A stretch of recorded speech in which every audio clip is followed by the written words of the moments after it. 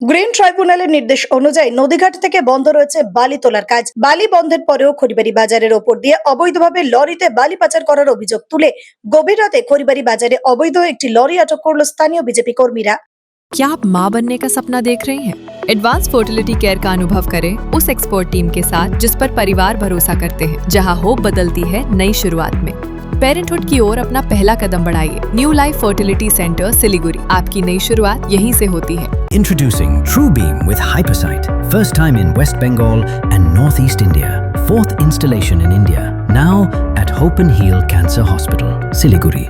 জানা গিয়েছে নদীঘাট বন্ধের পরেও কিভাবে বালি উত্তোলন হচ্ছে সন্দেহ হওয়ায় বিজেপি কর্মীরা লরি দাঁড় করিয়ে চালককে জিজ্ঞাসাবাদ করেন। চালকের দেওয়া তথ্যে ও লরির নথিপত্রে অসঙ্গতি ধরা পড়ে। এরপর খড়িবাড়ি থানার পুলিশ ঘটনাস্থলে পৌঁছে পরিস্থিতি খতিয়ে দেখে লরির চালক সহ মোট 4 জনকে আটক করে। ঘটনার খবর পেয়ে ঘটনাস্থলে পৌঁছান ভূমি ও ভূমি রাজস্ব আধিকারিক প্রতিমা সুব্বা সহ অন্যান্য আধিকারিকেরা। তারা লরির নথিপত্র খতিয়ে দেখে গরমিলে তথ্য পেয়ে আইন অনুযায়ী কঠোর ব্যবস্থা গ্রহণ করার পাশাপাশি আগামী দিনে লাগাতার অভিযান করার কথা জানান। খবর পেয়ে ঘটনাস্থলে আসেন ফাঁসিদেওয়া বিধানসভার বিধায়ক দুর্গা মুর্মু সহ একাধিক বিজেপি নেতৃত্ব। বিধায়ক পুরো বিষয়টি সরেজমিনে খতিয়ে দেখে খড়িবাড়ি থানার ভারপ্রাপ্ত আধিকারিক ও ভূমি রাজস্ব আধিকারিক প্রতিমা সুব্বার সঙ্গে জরুরি বৈঠক করেন। অবৈধ কারবারের বিরুদ্ধে তীব্র ক্ষোভ প্রকাশ করে বিধায়ক জানান, সরকারি নির্দেশ ও গ্রিন ট্রাইব্যুনালের স্পষ্ট নিষেধাজ্ঞা রয়েছে যে নদীঘাট বন্ধ থাকবে, কিন্তু তা সত্ত্বেও খড়িবাড়ি ও তার আশেপাশের বিভিন্ন এলাকায় যেভাবে অবৈধ বালি পাচার এবং ডাম্পিং চলছে তা কোনোভাবেই বরদাস্ত করা হবে না। রাজ্যে কোনো ধরনের বেআইনি কাজ চলতে দেওয়া হবে না বলে সাফ জানান বিধায়ক।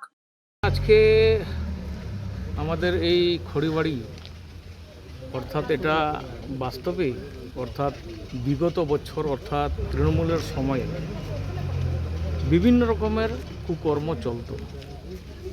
এখন ভারতীয় জনতা পার্টি অর্থাৎ আমাদের বিজেপি সরকার অর্থাৎ এই সরকার যখন এসেছে, বাস্তবে সেটা আমি কাউকে দোষারোপ করতে চাই না, কোনো প্রশাসনকেও দায়িত্ব দোষারোপ করতে চায় না। সবথেকে বড় বিষয় হচ্ছে যে আজকে এই ধরনের অর্ডার পাওয়ার সত্ত্বেও কোনো ঘাট চলবে না, কোনো জায়গায় ডাম্পিং চলবে না, কিন্তু আজকে আমরা এই মুহূর্তে আমরা দেখেছি বাস্তবে ডাম্পিং চলছে।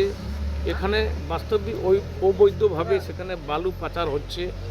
দেখেন, আমরা মাননীয় প্রধানমন্ত্রীর নেতৃত্বে একটাই কথা বলা হয়েছে, বা আমাদের শুভেন্দুদা সিএম যিনি আছেন উনিও বলেছেন যে ইলিগালি কোনোভাবে কোনো জায়গায় কোনো জিনিস আমরা করতে দেব না।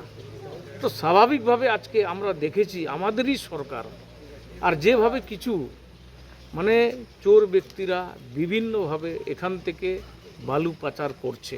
অর্থাৎ আমরা জানি লিগালি যদি ঘাট হয় বা যেটা অর্ডার বেরিয়ে গেছে 2 মাস 12 দিন কোনো ঘাট চলবে না, যেহেতু গ্রিন ট্রাইব্যুনাল এই সমস্ত জায়গায় কোনো ক্ষতি না হোক। এবং এই সমস্ত বিপর্যস্তর সময় যখন সরকারিভাবে একটা অর্ডার এসেছে, আমি একটাই কথা বলতে চাই, আমি অত কিছু আইন জানি না, একটুই জানি, সেটা হচ্ছে যে 2 মাস 12 দিন অর্থাৎ যে সমস্ত ঘাট বন্ধ করা আছে এই মুহূর্তে না ডাম্পিং গাড়ি চলবে, না কোনো বালু থেকে কোনো নদী থেকে কোনো ডাম্পিং করা হবে, এটা যাতে না হয়।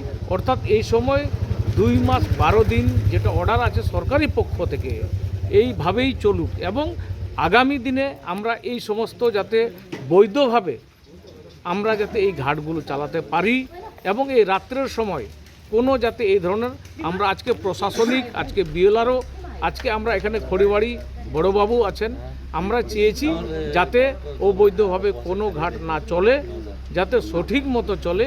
অর্থাৎ সরকার যদি থাকে আমরা থাকব, সরকার যদি যখন ধ্বংস হয়ে যায় কোনো জনগণ ঠিক থাকতে পারে না। তো স্বাভাবিকভাবে আজকে আমরা এটাই আমরা বলতে চেয়েছি, আগামী দিনে যেভাবে বিগত যেভাবে সরকার যেভাবে চালিয়েছে সেভাবে নয়, সিস্টেমেটিক চলুক, কিন্তু এই 2 মাস 12 দিন যেহেতু সরকার অর্ডারে বন্ধ করা আছে, আমরা চেয়েছি সমস্ত বালু ডাম্পিং বা কোনো জায়গা থেকে বালু খনন না করা হয়, কোনো জায়গা থেকে যাতে বালুরা পাচার হয়, যদি সেভাবে হয় সেটা কিন্তু আমরা সরকারের পক্ষ থেকে সঠিক পদক্ষেপ নেওয়া যাবে, এবং যেভাবে সেটা আইনে যেটা আমাদেরকে শাস্তিমূলক সেটা প্রশাসনিক করবে। দেখেন, এটা সম্পূর্ণভাবে আমি একটাই বলবো, আমরা সরকারে আছি, আমি জনপ্রতিনিধি, আমি সরকারকেও আগামী দিনে একটা সার্ভে চলবে এই জায়গা থেকে এই চিকেন নেক এলাকা থেকে কোনো গাড়ি যদি এইভাবে যদি চলে তাহলে সেটাকে সম্পূর্ণভাবে উচ্চ পদাধিকারীকে ইনফরমেশন করে সেটা যথাযথ যেটা আধিকারিকের প্রতি যদি সেটা শাসন ব্যবস্থা নেওয়া হয় সেটা নিশ্চয়ই সরকার করবে এবং সেটা আমি আমার পক্ষ থেকে আমি উচ্চ নেতৃত্বকে জানাবো।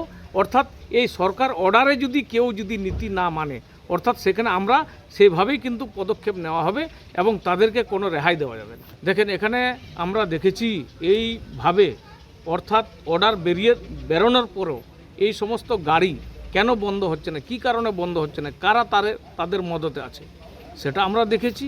আমরা সেটা বাস্তবেই হয়তো লুকোচুরি করে যে সমস্ত লোক ব্যক্তিরা নিচ্ছে সেটা আগামী দিনে যে সমস্ত আধিকারিকরা আসছে সেটা আইনের ব্যবস্থা নিশ্চয়ই নিবে। এটা ফ্যাক্ট, এটা আমরা নিশ্চয়ই কালকে আমিও বলেছি আমরা 11টায় আসছি, আমরা কালকে সেটা ছানবিন করব এবং সেটা কোন জায়গা থেকে কিভাবে আসছে, কি কারণে হচ্ছে, কেমনভাবে করছে সেটাও আমরা আধিকারিক বা আমি জনপ্রতিনিধি হিসাবে আমরা সবাই মিলে আমরা তদন্ত করে সেটাকে দেখব। আজকে আমি খবর পেলাম যে এখানে একটা গাড়ি ধরা পড়েছে আর ওই গাড়ির কোনো সঠিক চালান নাই বলে ওরা মানে আমাকে ফোন করেছে যে আমরা এরকম করে রাতে একটা ইলিগাল মাইনিংয়ের মতন একটা গাড়ি চলছে। তো কিন্তু আমাদের অফিসার তো দিন রাত রেড করে যাচ্ছে আপনারা সবাই জানেন। এর আগেও আপনাদেরকে কিন্তু আমি ডিটেলস দিয়েছিলাম। আমাদের 3 বেলায় রেড হয়, morning shift, day shift, night shift. কিন্তু আমাদের অফিসাররা একটু অসুস্থ হয়ে পড়েছে, তো ওরা রাত 10টা অবধি রেড করলো আমাদের অপোজিট সাইডে, এই যে জায়গাতে গাড়ি ধরা হয়েছে ওই সাইডে না, অপোজিট সাইডে ওরা রেড করে তারপরে শরীর খুবই খারাপ, খুবই ডাউন। আর আমাদের যে অফিস রেডি যে আমাদেরকে হেল্প করে আমাদের যে অফিসের ড্রাইভার ও কিন্তু 2 দিন ধরে খুবই অসুস্থ, অ্যান্টিবায়োটিক খেয়ে ওরা রেড করতেছিল। তো এভাবে ওরা আজকে একটু তাড়াতাড়ি চলে গেছে। তখন আমি ফোন রিসিভ করেছি যে এরকম করে গাড়ি ধরা গেছে। তখনই আমি নির্ণয় নিলাম যে না আমি নিজেই আসবো। তো আমি নিজেই এসেছি আমার আরও সাহেবের সাথে। তারপরে দেখা গেল যে এই যে চালানটা প্রডিউস করেছে ওই চালানটা আমরা অ্যাপে যখন দেখলাম ওই চালানটা কিন্তু অ্যাপে কিন্তু ট্রু রেজাল্ট শো করছে না।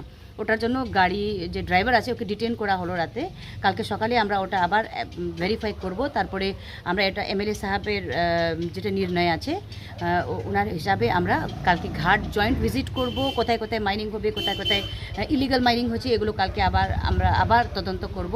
তো এই জিনিসটা আমরা সিদ্ধান্ত নিলাম। তো আগামীকালকে আমরা এমএলএ সাহেবের যে রিপ্রেজেন্টেটিভ, এমএলএ সাহেব নিজেও থাকবেন, তারপরে ওসি সাহেব থাকবেন, তারপরে আমাদের অফিসের স্টাফ, আমাদের আরআই, আমরা সব মিলে এটা জয়েন্ট ভিজিট করব। জয়েন্ট ভিজিট করে আমরা একটা রিপোর্ট তৈরি করব যে কোথায় কোথায় ঘাটটা অফিসিয়ালি দেওয়া আছে, কোথায় ইলিগাল মাইনিং হচ্ছে, এগুলো কালকে আমরা একটু ইনকোয়ারি করব।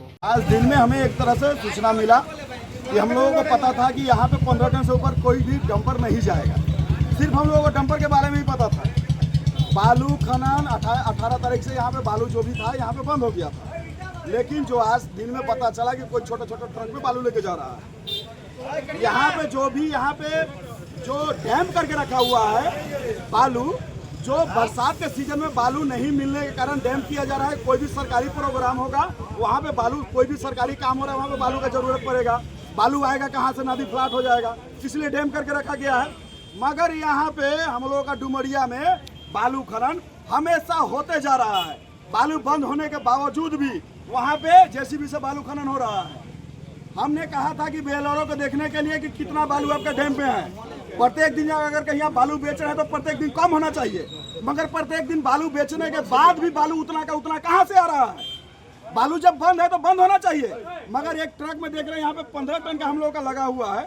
यहाँ पे बोर्ड लगा हुआ है कि हम लोग का एक ब्रिज है, छोटा एक कलवट है, सेतु है, वो ब्रिज है कहीं टूट जाएगा तो यहाँ से आवागमन, मान लीजिए उस साइड का आदमी को किसी को कुछ हो गया, एम्बुलेंस आएगा जाएगा कहाँ से, दूसरा कोई रास्ता नहीं है खोरीबारी में। यहाँ पे 3 स्कूल है, बच्चे कैसे आएंगे जाएंगे। अभी बरसात का सीजन है, पुल टूट जाएगा तो कौन देगा, जवाबदेही कौन होगा। बालू यहाँ पे बालू हो, चाहे कोई भी गाड़ी हो, चाहे कोई भी ट्रक हो, सब्जी को छोड़ करके, किसान को छोड़ करके कोई भी भारी वाहन इस ब्रिज से क्यों जाएगा जब तक ब्रिज का मरम्मत नहीं हो रहा है। ये बालू माफिया कहाँ से लेके आ रहे हैं, बालू माफिया को प्रोत्साहन कौन दे रहा है। बालू माफिया तो घर घर में बाजार में घूम के बोल रहे हैं कि नई सरकार हुई है, नए नेता हुए हैं, नए नेता से मिला के चलाओ। मैं तो बीजेपी करता हूँ, मगर मैंने तो कभी नहीं कहा कि यहाँ से बालू लेकर जाओ, यहाँ से अवैध खनन करो। खोरीबारी में कौन है जो यहाँ पे प्रोत्साहन दे रहा है बालू खनन करने के लिए, बालू माफियाओं के लिए? यहाँ पे ड्रम्पर लेकर के, ट्रक लेकर के जाया जा रहा है, मगर यहाँ पे कोई भी छोटा छोटा मकान बना रहा है। सबका सपना होता है कि मेरा पक्का का घर हो।